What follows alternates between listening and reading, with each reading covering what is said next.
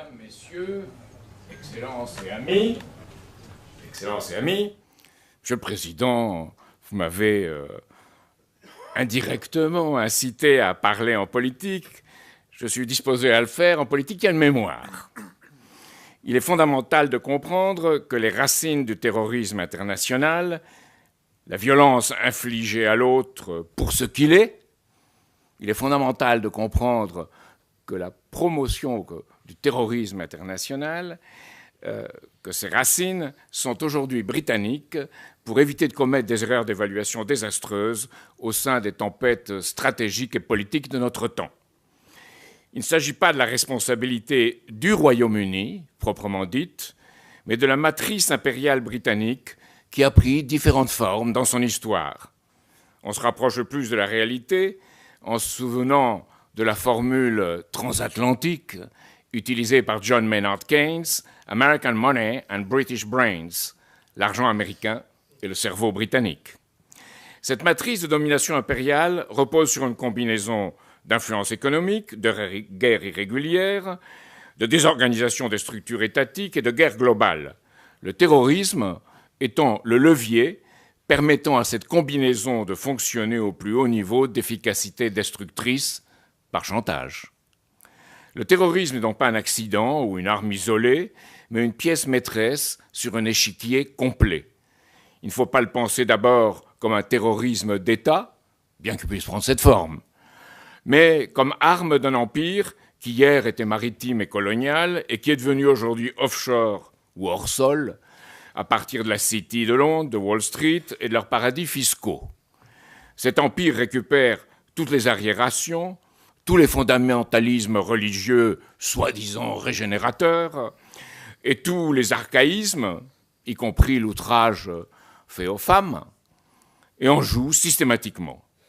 Guy Debord, dans sa préface de la 4e édition italienne de sa Société du spectacle, parle en 1979 d'une couche périphérique de petit terrorisme sincère, toléré momentanément comme un vivier dans lequel on peut toujours pêcher à la commande quelques coupables montrés sur un plateau.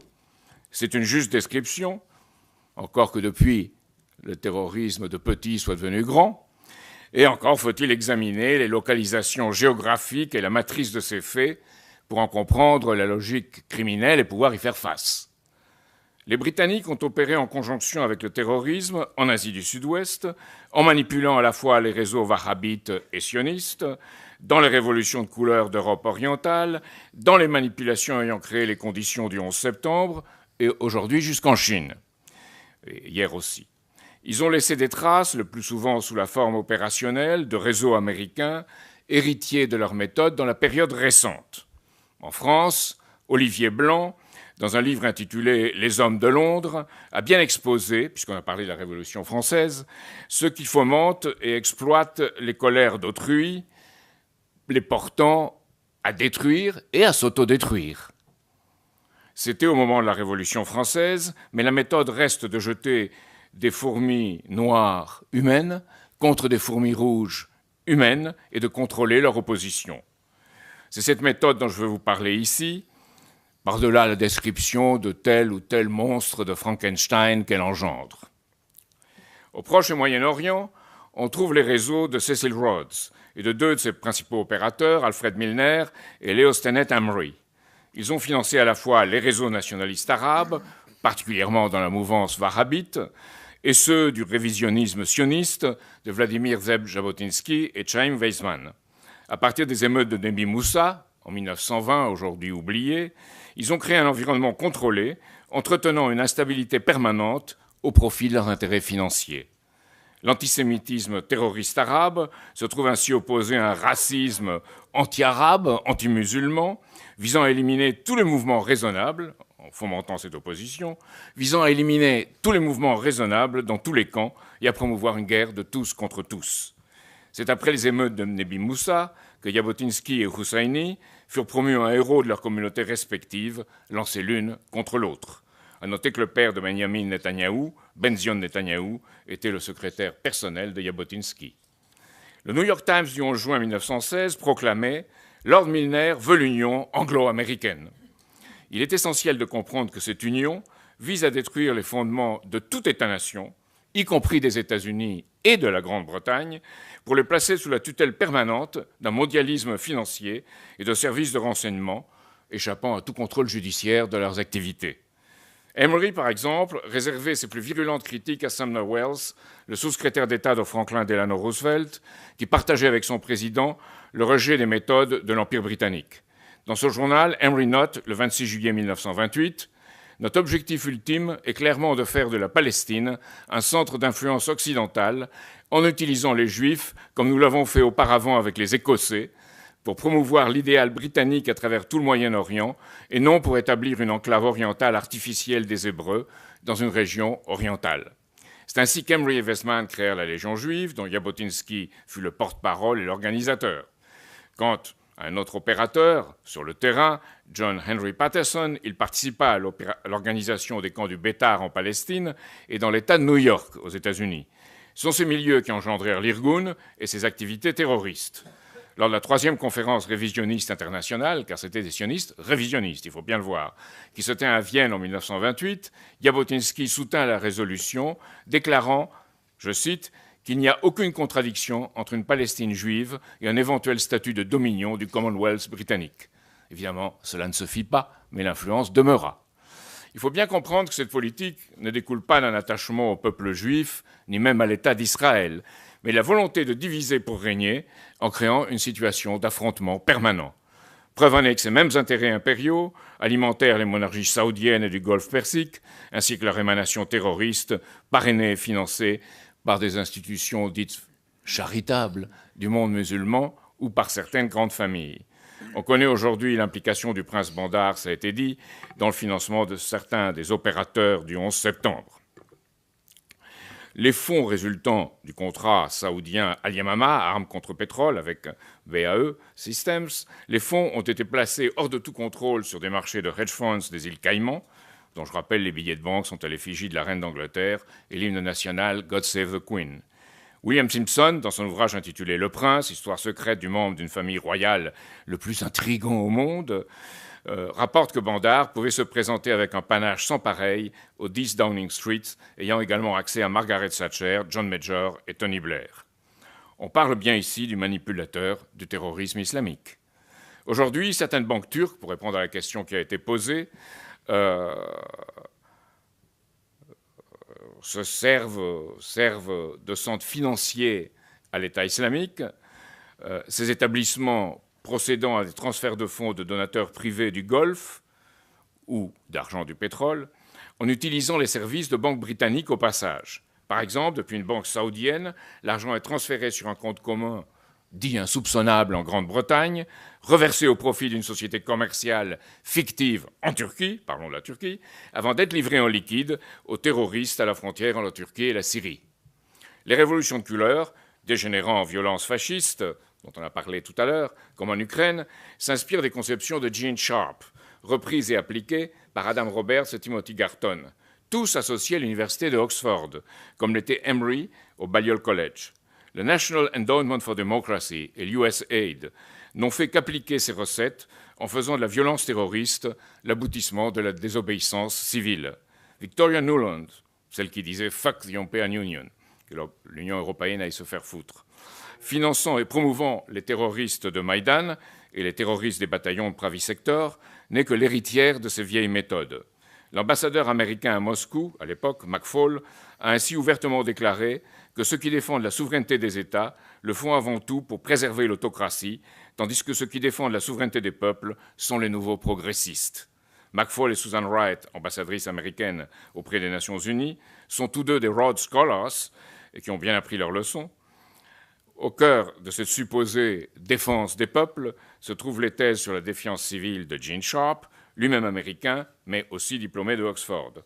Ces thèses contenaient 198 tactiques pour fabriquer une révolution, parmi lesquelles le recours à une couleur symbolique pour chaque révolution. Sir Adam Roberts et Timothy Garton ont appliqué la démarche de Sharp en lançant leur projet Civil Resistance and Power Politics.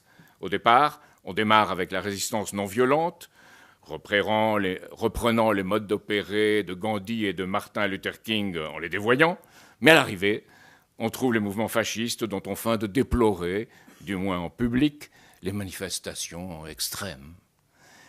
On vous a montré le recours à ces méthodes pour déstabiliser la Russie avec le terrorisme dit tchétchène et en fait wahhabite importé.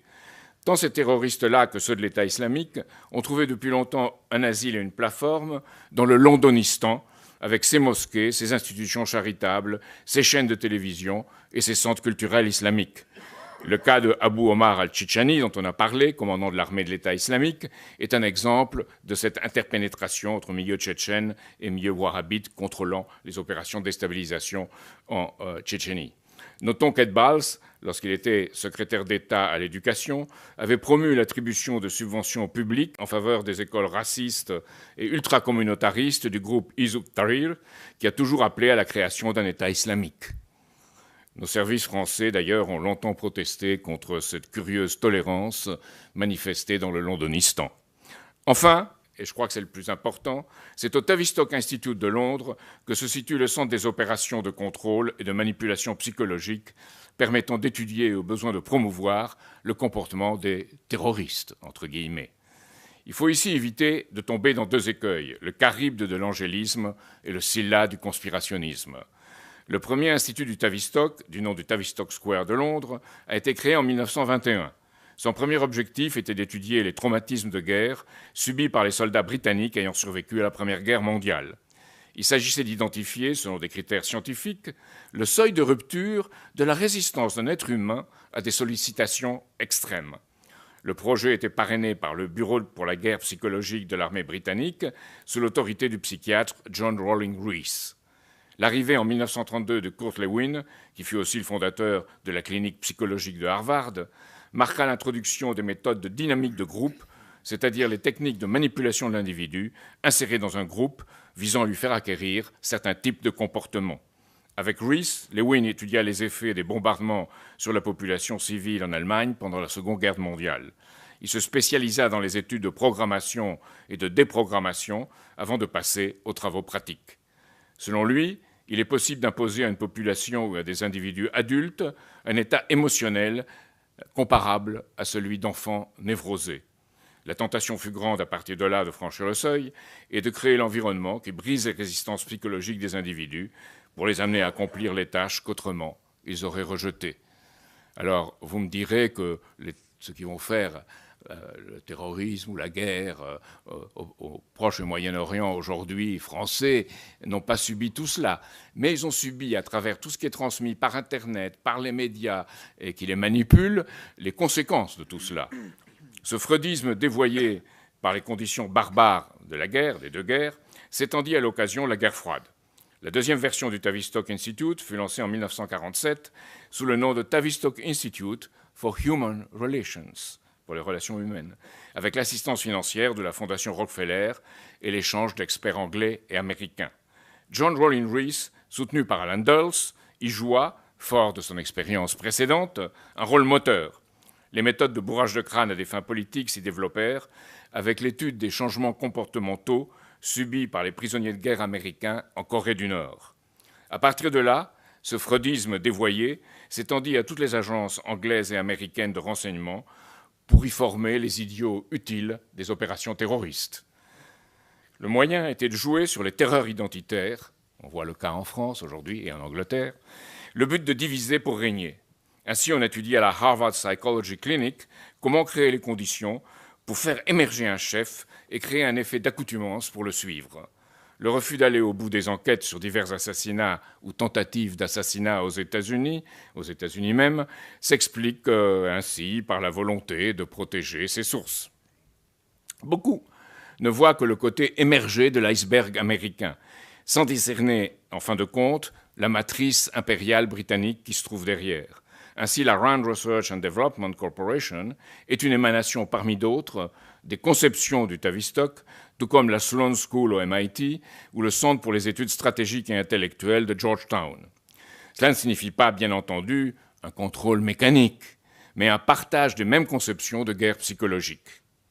On pourra rétorquer que le maoïsme en Chine, le KGB, le Mossad ou l'activité de notre bureau d'action psychologique pendant la guerre d'Algérie jouent un rôle ou jouent encore un rôle pour certains analogue. Cependant, pour comprendre le fait même du terrorisme, il faut en voir la forme moderne la plus accomplie, celle que je viens de vous décrire. Si l'on ne veut pas faire trop d'efforts, la lecture de L'Agent secret de Joseph Conrad constituera une initiation utile.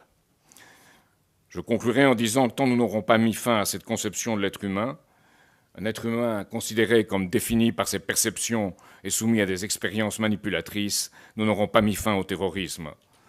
Et les fourmis rouges continueront à se jeter sur les fourmis noires sans que l'on puisse retrouver un vouloir vivre en commun dans la détente, l'entente et la coopération. Espérons que les pays des BRICS, vous savez, c'est le Brésil, la Russie, l'Inde, la Chine et l'Afrique du Sud, mais aujourd'hui, ils ont rejoint l'Argentine. On parle des BRICS aussi, c'est-à-dire l'Indonésie et l'Iran. Que tous ces pays ouvrent la voie vers ce vouloir vivre et que nous serons capables d'en devenir partenaires. La clé est, je pense, celle d'États-nations voués aux intérêts communs de l'humanité contre toutes les oligarchies impériales. Nos pays européens, trop soumis, doivent en être libérés, y compris la Grande-Bretagne, et j'ajouterai la France. Merci. Laissez-moi finir sur cette espérance, car c'est une espérance qui est ardente et urgente.